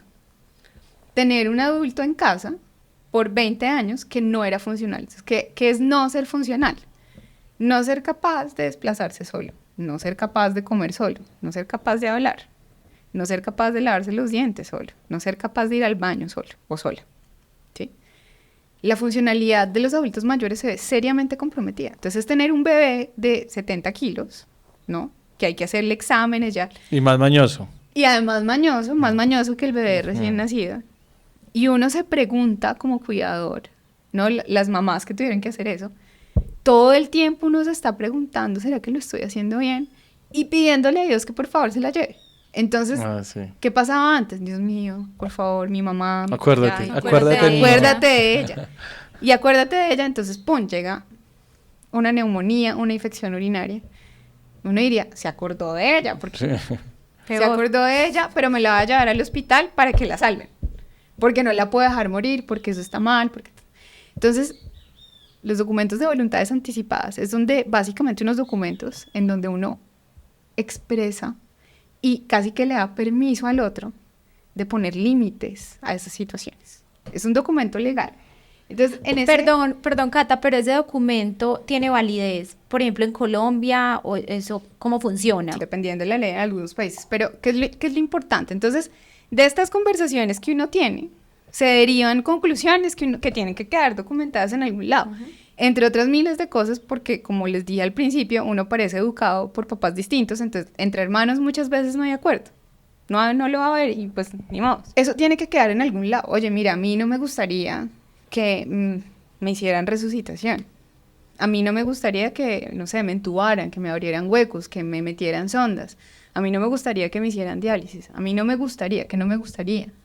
Entonces, eso tiene que quedar en algún lado escrito, porque tú, ay, ¿usted se acuerda un día que estábamos comiendo sancocho con mi mamá? O que lo dijo de una manera cómica. Que lo dijo de una forma, y no, a mí el día que me pongan mañana, jajaja, Dios mío. Entonces, pero pues no es una conversación seria. Sí. Es una conversación seria. Y esto es una seriedad total, porque cuando uno está enfermo y uno no tiene la posibilidad de hablar y de defenderse, uno necesita que eso quede en algún lado. Entonces, ¿dónde queda eso? Consignado en unos documentos de voluntad anticipada. En América Latina existen, sí, pero no en todos los países están regulados. En Colombia sí están regulados. Entonces, los documentos de voluntad anticipada son herramientas que son jurídicas, ¿sí? Es decir, si yo quiero defender la voluntad de mi papá, no, doctor, es que yo me acuerdo de la Navidad en el 2002, él dijo, no, aquí es doctor, doctores, EPS, sistema de salud, hermanos. Aquí hay una herramienta jurídica en donde una persona en su momento que estaba en un estado de pleno uso de su conciencia. Facultades plenas. Y sus facultades plenas, legales, mentales y física, previendo que eventualmente se podría presentar esta situación de no poder tomar decisiones en un futuro sobre una enfermedad que lo aqueje, declara de forma libre, consciente e informada el cuidado que espera para su enfermedad y para el final de su vida. Entonces, por eso es que es tan importante tener estas conversaciones en el almuerzo, en el sancocho, porque uno está comiendo, uno no está angustiado, y ahí uno como que sí está con todo lo que estamos diciendo, ¿no? Como en uso de su razón plena y diciendo abiertamente. Cuando uno está en la enfermedad lo puede hacer, pero es un poco más difícil. Entonces, ese documento, sí, es especialmente importante cuando hay una enfermedad que es incurable. Entonces, ¿cuáles son de forma proporcional los tratamientos y los medicamentos que nosotros como sistema de salud y como familia te podemos ofrecer? Y para ti, ¿qué es dignidad y qué es calidad de vida? Esta es como una guía de acción que uno tiene. Es que es muy difícil porque cuando le pasa algo a alguien y uno no tiene ni idea cómo actuar. Uno actúa como uno cree. Pero ahí entra el conflicto, por ejemplo, entre hermanos. Y entonces somos 5 hermanos, pero es que mi hermano dice que no, que eso no se lo hagamos. Y yo digo, no, pero ¿cómo no se lo vamos a hacer a mi mamá? Y entonces ahí es donde también me parece que es una forma de poner unos temas de acuerdo como, no sé, como se habla de la herencia. Exactamente. Entonces, yo ya sé, a usted le toca tanto, a usted le toca tanto, porque si no, luego los hermanos, si no hubiera una cosa clara, se vuelve un conflicto que no hay forma de resolverlo, porque cada quien está tirando para su lado y quién tiene pues la razón. Se ha conversado más sobre la herencia, sobre el posmuerto de la herencia y no sobre la calidad de la persona. ¿Dónde se consiguen esos documentos, Kat? Esos documentos ustedes pueden googlear en internet, documentos de voluntad anticipada en Colombia, y les aparecen los documentos del Ministerio de Salud. Pero hay una fundación que es muy importante en Colombia, que se llama la Fundación Pro Derecho a Morir Dignamente, que tiene una variación pequeña de esos documentos de voluntad anticipada, pero también asesora y genera estos espacios de facilitación, ¿sí? En los países que no son Colombia, por ejemplo, hace poco me tocó en Costa Rica, uno puede tomar de alguna u otra forma esos documentos de voluntad anticipada para inspirarse. En muchos países de América Latina esto increíblemente no está regulado todavía, pero en la práctica yo que veo, que cuando hay algo escrito y se le entrega a un doctor, el doctor primero verá cómo reacciona. A veces dicen, entiendo, muchas gracias por informármelo. A veces es como... Y uno tiene que entender por qué. Porque los doctores legalmente pues tienen problemas, ¿no? Si no salvan a la persona, me va a demandar la familia, me va a demandar... Sí. Entonces, estos documentos, dejar esto por escrito con huellita y sí es clave para que todos los que estamos involucrados, incluyendo al personal médico, se sientan bien. ¿Por qué esto es tan importante? Ahora sí me vuelvo porque para la población migrante, porque entonces uno entiende que ya no es como, bueno, mis papás están viejitos y pues no, pues cuando se mueran. O cada vez que vengo a Colombia me despido 600 veces y queda como una cosita ahí. Como, puede ser la última vez que puede lo ser vean. la última vez que los vean. Y que está bien, ¿no? Uno necesita, de nuevo, todo el mundo, pero sobre todo los migrantes, necesitamos cierres. Como ese día yo le dije a tal hora que lo quería, que la amaba, que muchas gracias, que me perdone. ¿Cuál es la diferencia entre uno estar como migrante, ¿no? En una enfermedad crónica, que mi mamá tiene cáncer, y le hicieron, y sabemos que se va a morir. En cualquiera de los casos, ya nos dijeron que no hay cura. Pero él o ella quieren intentar. Hasta el final, todo lo que haya. Al final, mejor dicho. Y es muy respetable. O sea, aquí quiero decir, eso es totalmente respetable. Pero si uno se pone como migrante, o sea, pongámonos en nuestra situación, uno nunca sabe qué va a pasar. Uno lo único que ve desde afuera es que cada vez que hay una quimioterapia están peor y que los hermanos están... Entonces uno está ya con el corazón en la boca porque no sabe qué hacer, lo invalidan todo el tiempo, los que se quedan acá, ¿no? A una situación en donde esa persona en cuestión, mamá o papá, dijeron, no, mira, ¿sabes qué, hijo? Ya me dijeron que esto no tiene solución. Porque no tenemos una conversación. A mí me gustaría preguntarle al médico que me explique cuáles son todos los tratamientos, cuáles son las consecuencias de estos tratamientos, para ver si eso a mí me parece o no me parece.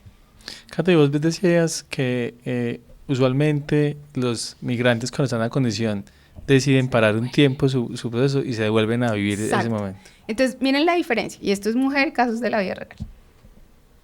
Yo que he acompañado muchos de estos procesos, uno le dice, el papá o la mamá expresa, hijo, ya, pues yo estoy tranquilo, no me quiero someter, no sé, a las quimioterapias, no quiero que me quiten una pierna, yo estoy bien, quiero irme por una ruta donde me controlen el dolor, los síntomas, cuidados paliativos. ¿Qué dicen los migrantes que se pueden devolver? ¿Cuál es el pronóstico? Entonces a uno nunca va a saber, el pronóstico es cuánto tiempo de vida le queda. Uno nunca va a saber. Pero uno busca en Doctor Google y dice, no, 6 meses o un año. Y yo le puedo regalar 6 meses, un año a mi papá. O sea, ¿será que yo puedo suspender por un momento dado mi vida, mis sueños? ¿Será que puedo? O sea, ¿es posible negociar? ¿Puedo decir en la oficina, mira, mi mamá se está muriendo? ¿Hay alguna posibilidad que yo pueda? Hoy en día se puede teletrabajar. Entonces, cuando eso llega, ya no es como, Dios mío, se está haciendo todos estos tratamientos, nada le funciona. Lo único que escucho son quejas y que está mal y que está de mal en peor y yo ya no sé qué hacer, si ir a Colombia, si voy y si me despido o no me despido. Aquí es como no, estamos caminando hacia allá y ese momento parece estar como cercano. Y me devuelvo por un tiempo hasta que se muere y se lo quiero y yo quiero regalárselo. No es que me lo esté pidiendo, yo quiero estar ahí. ¿Sí? O voy a pedir permiso en la oficina. O voy a estar, ya sé que estoy yendo para allá, entonces voy a estar 3 meses en Colombia. ¿Saben? Es como, tengo la posibilidad del cierre porque sé que esto va a pasar y va a pasar pronto. Mira. Pero te han tocado casos, por ejemplo, donde no hay la posibilidad de venir. Hay miles, porque no hay discusión. Y esos casos hay cuando uno no tiene los papeles, y esos son durísimos. Sí, cuando son irregulares. Cuando uno está de forma irregular, y entonces si uno se devuelve, pues no sé, o sea, si uno sale, no entra. Pero entonces uno también puede contribuir, o sea, uno puede contribuir, uno puede tener las conversaciones que necesita tener. Papá, mamá, perdóname por haberme venido y no poder estar en este momento de tu vida. ¿Sí? Se pueden hacer, mejor dicho, es que se me ocurren tantas cosas basadas en la pandemia. Entonces, a los migrantes que están en esa situación, bueno, devolvámonos a las pandemias. Hay muchas formas de hacerlo, que no es en presencia, no es como uno quiere, pero sí se puede. Entonces, no es el mundo ideal, estamos de acuerdo. Pero yo, el mensaje que les quiero dejar acá es, si hay estas conversaciones, uno es tan creativo como uno quiere y la tecnología ayuda de una forma brutal. Y para nosotros los migrantes eso es fundamental. Es fundamental para poder seguir en paz nuestras vidas afuera. Uno como hijo también puede decidir hasta dónde apoya y hasta dónde no. Porque los papás también, y sobre todo los papás que son dependientes económicamente de los hijos, también tienen que entender que en una relación adulta, no de niño y adulto, si ellos quieren el tratamiento experimental y ir a Estados Unidos y no sé qué, eso cuesta, y esa plata tiene que salir de algún lado. Entonces ahí también hay como unas negociaciones que tienen que pasar, y son conversaciones difíciles, duras, hartas, mamonas, pero necesarias para que todos al final digamos, pues la dimos toda. Sí. La dimos toda. Cata, pero hablemos un poquito de cuando la situación es al contrario. Y por ejemplo, yo como migrante, soy en otro país, me diagnostican una enfermedad y mi familia está acá en Colombia. Entonces ahí, ¿cómo entra el rol también tuyo como acompañante de fin de vida? ¿Cuáles han sido como esas experiencias que has tenido cuando la situación se voltea para el otro lado? Pues lo mismo, es decir, uno cuando es migrante y está en estos países normalmente, pues es abrir la cabeza de nuevo a estas nuevas narrativas y a estas nuevas instituciones, a estos nuevos legados médicos, a estas nuevas formas. Les quiero leer, porque yo estoy en un grupo, varios grupos de esos que hay de colombianos en Melbourne y exactamente. Cada 5 días, no les estoy mintiendo, aparece alguna latina que está enferma. Entonces, hola a todas. Hoy quiero pasar a compartir de nuevo la campaña que tenemos para Pepito, mi esposo, que desafortunadamente tiene un cáncer muy agresivo, el cual ha llegado a varios de sus órganos y no ha respondido a ningún tratamiento médico. Los médicos nos dicen que ya no hay nada que hacer, pero con la voluntad de Dios, nosotros vamos a salir adelante. Entonces, obviamente uno se pone en los zapatos de un hombre que debe estar en los 40 o algo así, con 2 hijos casados en Australia. Y entonces ahí uno dice, no, obviamente, ese hombre hace parte de los casos que a mí me quitan hasta los ojos, pero yo vivo y tengo que vivir por mis hijos, y uno lo entiende. Pero entonces cuando uno mira y uno está solo, esa voluntad que uno quiere de salir adelante con la ayuda de Dios, ¿quién la va a sostener? Entonces, ¿qué se encuentra uno en muchos grupos de colombianos o de latinos en el exterior? El GoFundMe. Uh-huh. Entonces, los sistemas de salud, o sea, si uno tiene la residencia maravillosa, imagínense en Estados Unidos, ilegal, sin Medicare. Sistema de salud. O sea, si los gringos se quiebran cuando se enferman, imagínense uno indocumentado. No. Entonces, alguien tiene que pagar por ese tratamiento. Y entonces de nuevo es uno pensar como migrante en dónde está. Habemos migrantes que podemos estar en una situación en donde estamos indocumentados y donde tenemos familias que económicamente dependen de nosotros y que son muy vulnerables. Y no tenemos probablemente una red de apoyo que pueda solventar ese tratamiento. Podemos haber otros que tal vez nos podemos endeudar, que tenemos una familia que no depende económicamente de nosotros, que algunos amigos que tal vez puedan ayudarnos. Y habemos otros que seguramente somos residentes, somos nacionales, tenemos, no sé, acceso al sistema de salud y además tenemos ahorros, ¿sí? En cualquiera de los 3 casos, ¿qué le van a proponer a uno en esos países? Los documentos de voluntades anticipadas. ¿Y qué le van a decir a uno? Mira, ya no hay nada que podamos hacer por usted. Entonces, tenemos varias opciones. Cuidados paliativos. Si los cuidados paliativos al final ya no podemos controlar sus dolores, señor, que lo vamos a sedar. Y en otros países, como en Colombia, tenemos la muerte médicamente asistida. La muerte médicamente asistida se conoce como la eutanasia, pero hay otras opciones. La muerte médicamente asistida puede ser una eutanasia, que es básicamente un tercero que viene y a través de unos protocolos pues genera la muerte, digamos, en las personas, o el suicidio médicamente asistido que existe en otros países en donde nosotros los migrantes estamos. Y la diferencia es que en el suicidio asistido yo hago un gesto racional y consciente en donde yo me tomo la pastillita, hay unas cámaras en donde uno puede morir y yo hundo el botón. Entonces, esa apertura para los que estamos allá no lo van a proponer. ¿Cuál es la respuesta de la mayoría de nosotros? Hasta que mi Dios quiere. Sí. Pero hasta que mi Dios quiera, alguien tiene que pagar por eso. Y en ese hasta que mi Dios quiera hay resistencia, hay dolor, hay sufrimiento. Y en ese hasta que mi Dios quiera, pues hay otras realidades que uno tiene que considerar. Mis papás tienen pasaporte. ¿Será que les dan la visa humanitaria? ¿Será que les dan la visa para que me puedan ir a visitar? Y eso es más difícil. Y eso es muy complejo.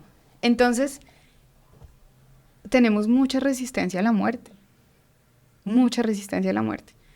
Entonces, ¿qué escenarios pueden pasar cuando nosotros somos los que estamos allá y nos resistimos y no queremos oír lo que en esos países nos están ofreciendo?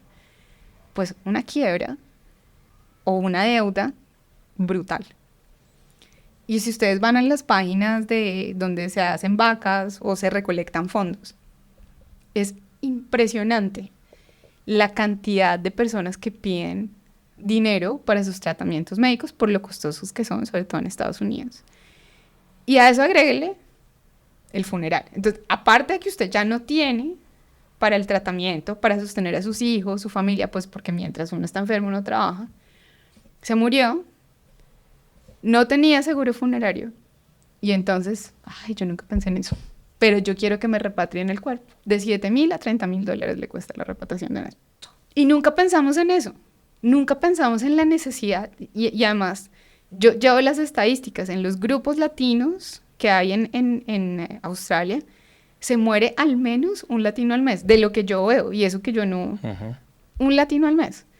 Un latino al mes que postea un GoFundMe porque no tenían el seguro. Entonces, lo primero es apertura, es como, esto que yo les estoy diciendo, se los van a decir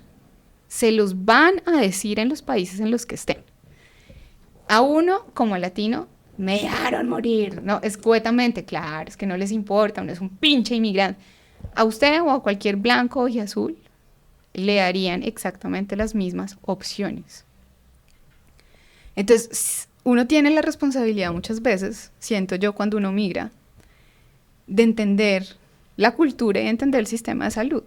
Entonces, yo que he visto que cuando nos ofrecen esas opciones cuando somos migrantes, estos hijos... Claro, como no creen en Dios, como no creen en la Virgen, como no creen en la vida, como yo no sé qué. Y esto para esta gente es como de lo más normal que hay, ¿no? Es como, no, pues mira, ya estás en tu fin de vida, no hay nada que hacer. Entonces, si uno se va a otro país, esta apertura es fundamental. Fundamental. Sí, hay diferentes formas de hacerlo. Hay diferentes formas de hacerlo. Y de nuevo, si uno tiene esa conversación y luego la tiene con los papás y con la familia que se quedó en el país de origen, pues, ¿qué pasa? Lo mismo que nos pasa a nosotros, no al revés. Bueno, Pepito ya dijo que... Entonces, ¿qué hacemos? ¿Será que tramitamos la visa? ¿Será que no lo traemos? ¿Será que qué hacemos? Sí, todas las posibilidades hay. Entonces, fíjense que en lo que les estoy diciendo es, si uno está allá o uno está acá, ¿no? Finalmente lo importante es abrirse a esta posibilidad, a esta nueva narrativa, a esta nueva forma para acompañar y tramitar la muerte. Poner límites y entender que hay alguien que siempre está llevando una nueva carga. El sistema de salud, uno, la familia, no sé. Y que no todo el mundo está dispuesto a dar de forma ilimitada. Cata, ¿tú tienes como un perfil o algo profesional, algo para qué? Porque siento... Que van a Claro, resultar muchas claro, personas creo que hay interesadas en el gente... tema. Unos que en realidad ni lo habían pensado, sobre todo los más jóvenes. Dos, otros que han evitado pensarlo. Y, y creo que es muy oportuno, cada pronto que nos cuentes un poquito. Igual nosotros usualmente cuando Sí, claro, yo les pongo mis redes sociales montamos eso, porque es muy importante. A mí me parece, Cata, que hay como un mensaje final, como sumándome a lo que estabas diciendo, y es que es muy importante conocer, o sea, tener la información, abrirse a tener la información, a entender la realidad, a entender los derechos que tengo, también como paciente, como persona enferma, como migrante. Si me fui a un país, pues yo creo que lo mínimo es entender cómo funciona el sistema de salud ahí, Muy bueno a qué puedo acceder en este lugar, cuáles son mis derechos acá, que creo que uno muchas veces, así como, y quizás cuando uno está muy joven, que migra joven, pues piensa que las cosas no le van a pasar a uno. Sí. Y yo no me enfermo, y yo no me intereso, y seguro, eso no importa. Y critico mucho el sistema del otro. Y pues si ya tomé la decisión de estar acá, creo que mi responsabilidad es conocer a qué puedo acceder, cuál es el protocolo, cuál es la metodología, qué alternativas tengo en caso de, porque con lo que acabas de decir con la estadística, creo que pues ninguno está exento, ¿cierto? Ninguno está exento ni de una enfermedad, ninguno está exento de que se le enferme un familiar. Entonces creo que hay que ponerse como más manos a la obra y tener más responsabilidad también sobre la condición de uno. Y con tu experiencia, que llevas muchos años en esto, pues una parte en Colombia, otra parte fuera de Colombia, pues es interminable, porque lo que más, hasta morbo, lo que le sale a uno como, parce, ¿en serio cómo es? Hasta preguntas en realidad que podrían ser muy útiles para todos. Pero para cerrar, Cata, repítenos la fundación acá en Colombia que nos recomendaste. Sí, pues a ver, la Fundación Pro Derecho a Morir Dignamente en Colombia yo la recomiendo mucho. Pero si ustedes quieren tener dulas como yo, que hablen español y que saben como ustedes digan, me gustaría tener a alguien que me pueda ayudar en estos procesos, está la red latinoamericana de acompañamiento en muerte y duelo, y ahí hay muchas dulas que hablamos español y que podemos acompañarlos. Yo personalmente pues puedo hacerlo, les voy a dar mi Instagram, es dula de fin de vida, pero lo vamos a poner por ahí. Ahí, si no somos nosotras, pues también que les quede la palabra PIN, cuidados paliativos, búsquenlos en sus países, hay cuidados paliativos, unos en mayor o menor grado, pero eso se está desarrollando en todos los países del mundo, especialmente en América Latina, hay posibilidades. Y lo último que yo les diría a los migrantes es a nosotros, ¿no? Porque yo estoy ahí, yo estoy parada ahí, yo tengo una mamá que está enferma ahí, no es como que me lo estoy inventando. Tienes una mamá en Bogotá enferma y tú vives en Australia. Yo vivo en Australia, o sea, ni siquiera es como que yo, ay no, venga yo les cuento, no, o sea, yo estoy ahí parada, pero solamente hay posibilidades cuando lo hablo y cuando lo enfrento. Si no, estoy maniatado o maniatada, llorando, quitándome los pelos, sin saber qué hacer. Entonces, es entender que sí hay posibilidades, que uno puede tomar decisiones, que uno puede acompañar y que sí hay muchas cosas que podemos hacer desde afuera. Y mucho más importante, que creo que eso es lo que a mí más me entristece cuando acompaño estos casos, es que en muchísimas cosas que uno ve al final, cuando nada de esto pasa, las familias quedan endeudadas, no solamente porque ya lo dijimos, por los costos de hospitales, por los costos de repatriación y de los funerales, y no pueden hacer nada porque no pueden viajar. Entonces, si hay niños, entonces es un drama. Es una bola de nieve. Es una bola de nieve. Y entonces, ¿cuál es una forma de minimizar esto? No, pues yo me muero y el que se queda vivo verá. Eso ya no es problema mío. Pero el que dice eso, que ya no es problema mío, entonces no está identificando mis necesidades y lo que yo puedo hacer.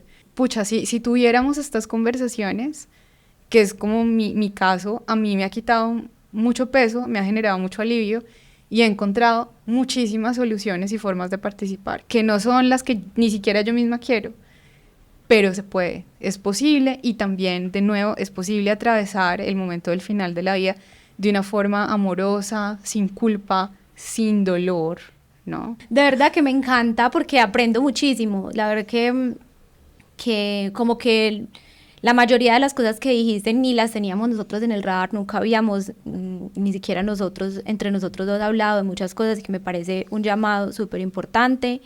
Me encantó esta conversación, gracias por compartirnos toda la información, Sí, por estar acá.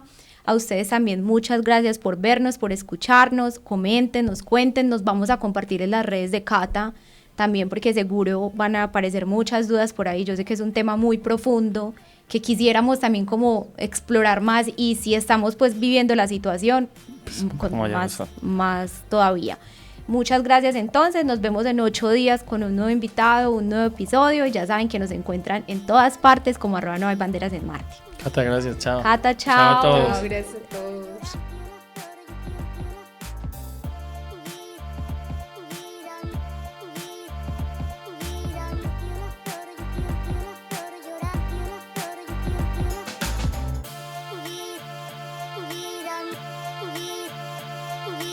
una flor, yo quiero una flor.